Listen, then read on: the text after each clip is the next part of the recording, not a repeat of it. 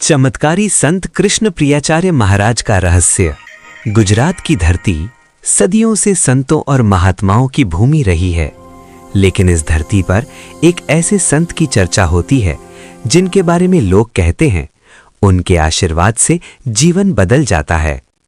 आज हम बात करेंगे निजानंद परंपरा के संत कृष्ण प्रियाचार्य महाराज की रहस्यमयी आध्यात्मिक यात्रा की। सुनिए सुंदर साथ जी, आप जिस दिव्य राज मंदिर के दर्शन कर रहे हैं वो बड़ौदा भद्रावतीपुरी का पावन मंदिर है।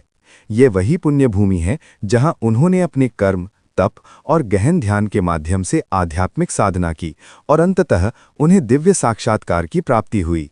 परमहंस श्री कृष्ण प्रियाचार्य जी महाराज का दिव्य जीवन वर्णन।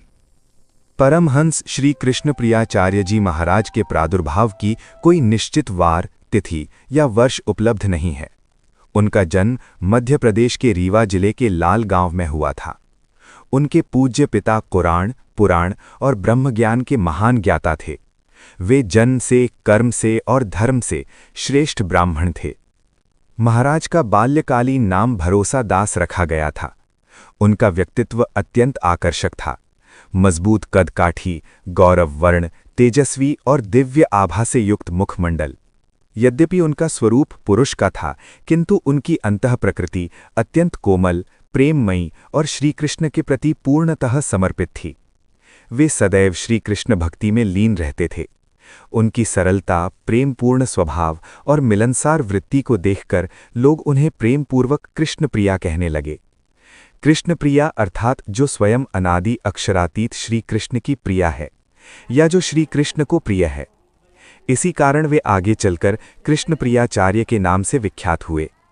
उनके आत्मदर्शन के अनुसार उन्होंने स्वयं कहा था कि उनके परम धाम का नाम रसिकेशा सखी है। उन्होंने अपने मूल मिलन का दिव्य स्वरूप भी प्रकट किया, जिसमें वे हरे रंग की साड़ी धारण किए हुए हैं। बाल्यकाल से लेकर यौवन तक भरोसा दास नाम उनके जीवन का सार्थक परिचायक बना रहा। भरोसा अर्थात विश्वास, आस्था और यकीन। वास्तव में आध्यात्मिक मार्ग का आधार ही विश्वास है। ठीक ही कहा गया है, विश्वास सबका मूल है। जब हम परम पूज्य श्री कृष्ण प्रियाचार्य जी महाराज भरौड़ा स्थित भद्रावतीपुरी के पावन दर्शन हेतु भद्रावतीपुरी गए, तब वहां उपस्थित एक श्रद्धालु सुंदर साथ महिला ने अत्यंत विनम्रता और श्रद्धा के साथ निवेदन किया, आप जो इस समय दर्शन कर रहे हैं ये स्वामी श्री प्राणनाथ जी की पवित्र गादी है। जब श्री जी सूरत में विराजमान थे तब वे इसी गादी पर आसीन हुआ करते थे।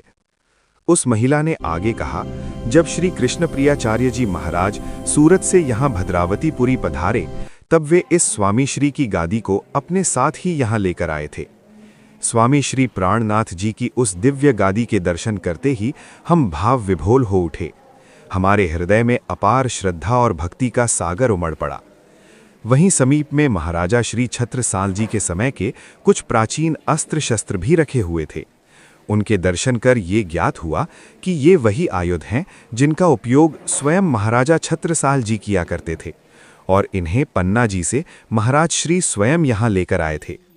इस प्रकार भद्रावतीपुरी का ये पावन स्थल केवल एक तीर्थ ही नहीं बल्कि भक्ति, इतिहास और दिव्यता का अद्भुत संगम है, जहां प्रत्येक वस्तु अपने भीतर एक अलौकिक कथा समेटे हुए है। विश्वास बिना सब शून्य। स्वयं श्री मुख से उन्होंने कहा था, विश्वास करी दौरे जेही तार तम का फल लेही।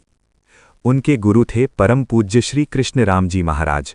लगभग 6 फुट ऊंचे, तेजस्वी मुखमंडल, प्रभावशाली व्यक्तित्व, सिर पर अल्पकेश और घुटनों तक लंबा जब्भा धारण किए हुए। उनके दर्शन मात्र से मुख से स्वतः राधे श्याम का उच्चारण हो जाता था। वे निरंतर राधे श्याम का जप करते रहते थे। ग्रामवासी उन्हें प्रेम से करसन बाबा भी कहते थे। उनके विषय में कहा जाता था, चलते तो धरती ध्रुज उठे, बोलते तो प्रेम उमड़ पड़े, भजन करे तो नेत्र सजल हों, भक्ति करे तो हृदय द्रवित हो जाए और मौन रहें तो उनका तप ही बोल उठे। ऐसे महान गुरु के सानिध्य में उनकी कठोर तपस्या और अनुशासन को सहन कर जैसे सोना अग्नि में तपकर कुंदन बनता है, वैसे ही भरोसा दास दिव्य तेज से पूर्ण होकर कृष्ण प्रियाचार्य बने। उन्होंने विक्रम संवत 2007 चैत्र वद 14 को अपने धाम गमन की तिथि पूर्व में ही घोषित कर दी थी।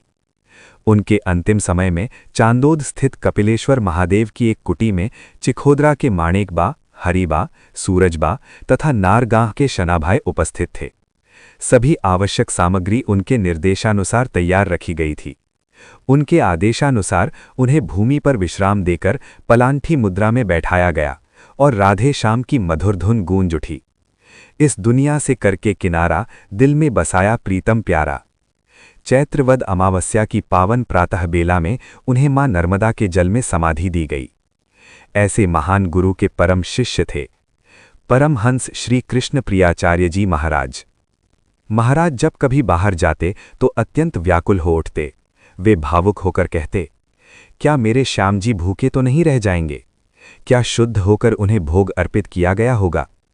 ये कहते कहते उनकी आंखें प्रेमाश्रुओं से भर जाती। उनका जीवन निर्मल भक्ति, निष्कपट प्रेम और गहन श्रद्धा का अद्भुत उदाहरण था। वे शुद्धता और पवित्रता को अत्यंत महत्व देते थे। अपने वस्त्र स्वयं धोते और इस बात का विशेष ध्यान रखते कि उन्हें कोई स्पर्श न करे। उनकी इच्छानुसार पन्ना की यात्रा हेतु भरूच, वडोदरा, आमोद, ओड़, सिलवासा, किल्ला पारडी, खांधा, आनंद, धर्मज, नार, अहमदाबाद, देवपर, वेरावल, गोधरा, गरबाड़ा और चोइला से अनेक वाहन आए।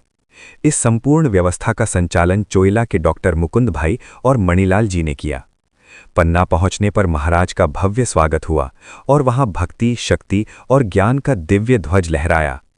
इस प्रकार परमहंस श्री कृष्ण प्रियाचार्य जी महाराज का जीवन केवल एक संत की कथा नहीं, बल्कि विश्वास, भक्ति और दिव्यता का अद्वितीय प्रकाश स्तंभ है। ऐसे दिव्य, तेजस्वी, प्रातः वंदनीय परम पूज्य परमहंस श्री कृष्ण प्रियाचार्य जी महाराज ने दिनांक 29/1/1993 गुरुवार पावन वसंत पंचमी के शुभ अवसर पर रात्रि के मध्य 1:15 बजे अपने बंद नेत्रों को खोला। अपने समीप विराजमान रमण भाई और रमीलाबेन को प्रणाम अर्पित करते हुए उन्होंने अपनी दिव्य जीवन लीला का समापन किया। इस कालमाया से युक्त ब्रह्मांड का त्याग कर वे अपने निज स्वरूप में लीन हो गए। बोलिए श्री कृष्ण प्रियाचार्य जी महाराज की